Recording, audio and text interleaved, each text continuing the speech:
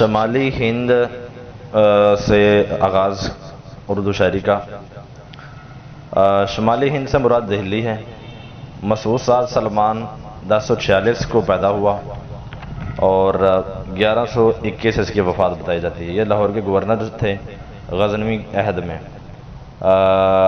مسعود سلمان کے حوالے سے خسرو اور اوفی نے شہادتیں دی ہوئی ہیں۔ اس نے ہندوی دیوان اپنا جو ہے نا تیار کیا تھا۔ نمبر 2 فرید گنج شکر ہیں جو 1188 میں پیدا ہوئے تھے، 1280 میں ان کی وفات بتائی جاتی ہے۔ گرو گرنتھ میں ان کا کلام ملتا ہے اور ان کے کلام میں دا دی کے بجائے کا کی کا استعمال ہمیں ملتا ہے۔ اس کے بعد آ جاتے ہیں امیر خسرو۔ امیر خسرو 1253 میں پیدا ہوئے اور 1325 میں ان کی وفات ہوئی۔ حسن سجدی جو ہیں وہ ان کے بھائی تھے اور ان کا اصل نام ابوالحسن یمین الدولہ تھا۔ انہوں نے جو دیوان لکھے تھے اس کا نام غرۃ الکمال، نہایت الکمال تھے۔ اس کے علاوہ ان کی جو مصنوی ہیں ان میں ناسپہر، تغلق نامہ، نظام الدین اولیاء کے یہ مرید تھے۔ طوطیہ ہند کے نام سے یہ جانے جاتے تھے۔ ان کے مشہور جو اشعار زحال مسکی مکن تغافل دورائے نانا بنائیں بتیاں، یہ ان کا مشہور جو ہے یہ غزل کا شعر ہے۔ اس کے علاوہ اگر دو سے بروئے زمین استحمی استحمی استحمی ان کے مشہور یہ ہیں۔ اس کے علاوہ تغلق نامہ اور قرآن الصادعین یہ ان کی مشہور مصنویاں ہیں۔ اس کے بعد آ جاتا ہے افضل جھنجھانوی کا ذکر کرتے ہیں جس نے بکٹ کہانی لکھی 12 ماسہ بھی جسے کہا جاتا ہے بکٹ کہانی 12 ماسہ، جو کہ 12 مہینوں پر مشتمل ہوتے تھے۔ اس کے بعد ذکر آتا ہے بہاؤالدین باجن کا۔ بہاؤالدین باجن جو ہے یہ حسین رحمۃ اللہ کے نام سے انہوں نے 7 ابواب پر ایک کتاب لکھی تھی جس میں قوالیاں موجود ہیں جنہیں جکری بھی کہتے ہیں۔ اس کے بعد شاہ علی محمد جو گام دھنی کا نام آتا ہے جن کا مجموعہ جو ہے جواہر اسرار اللہ کے نام سے موجود ہے جو کہ تصوف پر مشتمل ہے۔ اس کے بعد خوب محمد چشتی صاحب آتے ہیں۔ گجری میں انہوں نے مصنویاں لکھی تھی خوب ترنگ، بھاؤ بید، چھند چھنداں اور امواج خوبی، یہ ان کے مشہور وہ تھی مصنویاں تھیں۔ اس کے بعد ہم بہمنی دور میں آ جاتے ہیں۔ بہمنی دور میں ہمیں سب سے پہلے جو نام نظر آتا ہے وہ فخر الدین نظامی کا ہے۔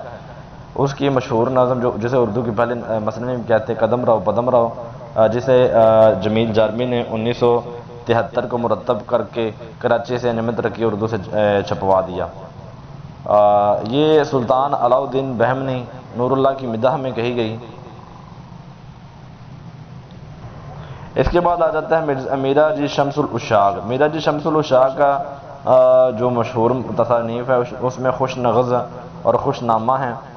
اس کے علاوہ شہادت التحقیق بھی ان کی مشہور جو ہے وہ کتابیں ہیں، مصنویاں کہہ لیں آپ ان کو۔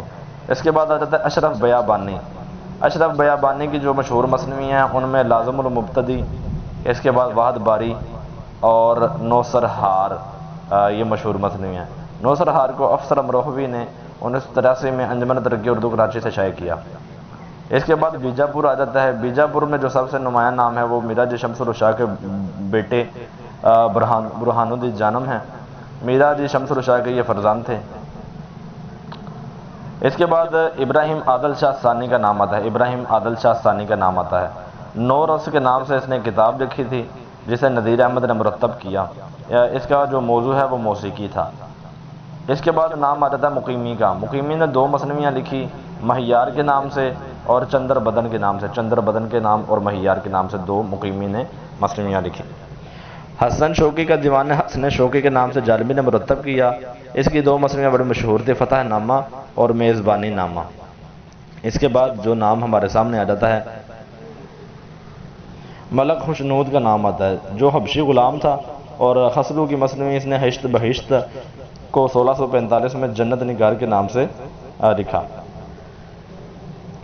کمال خان رستمی کا نام آتا ہے جس نے ابن حسام کی فارسی مصنوی خاور نامہ کو 1668 میں دکنی اردو میں منتقل کیا۔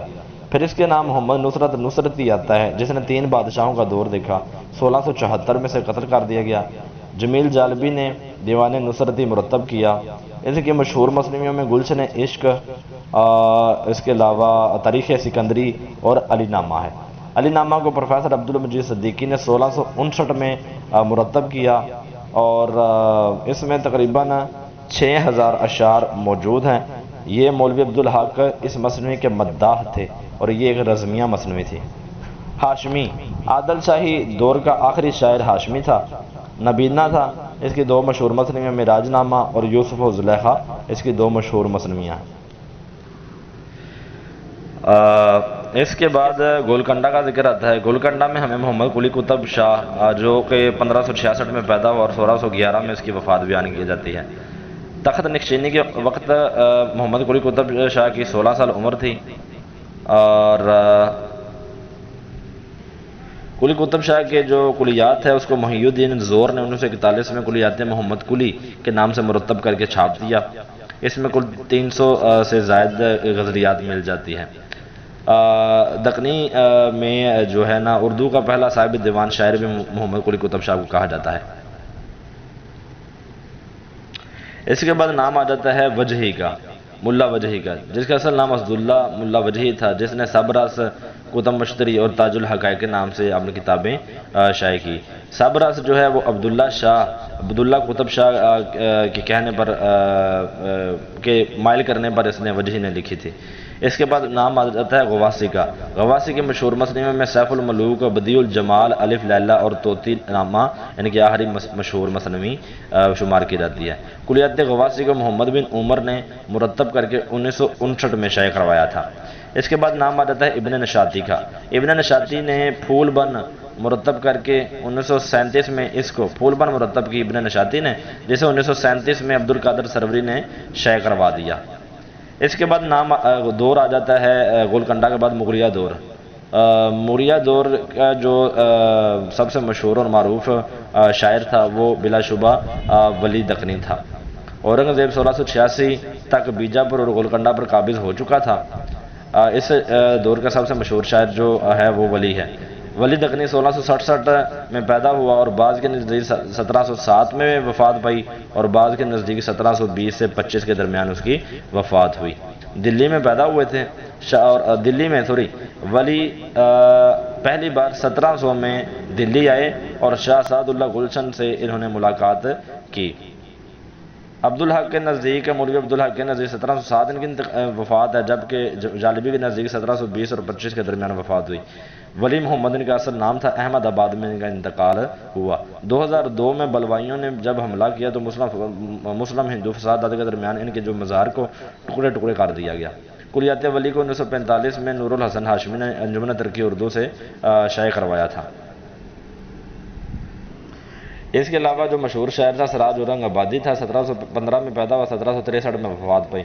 بوستان خیال کے نام سے ان کا مجموعہ مل جاتا ہے، جس کو عبد القادر سروری نے ہی مرتب کر کے شائع کروایا تھا۔